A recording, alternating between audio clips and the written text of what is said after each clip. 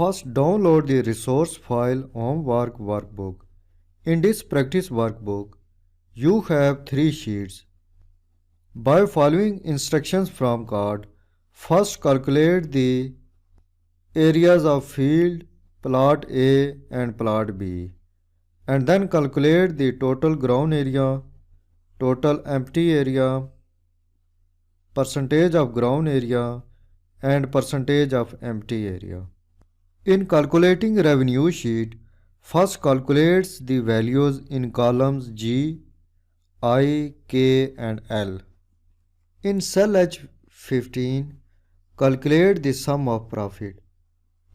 In cell H16, calculate the tax rate on sum of profit. In cell H17, calculate the total profit. At the end, match your workbook and answer homework workbook.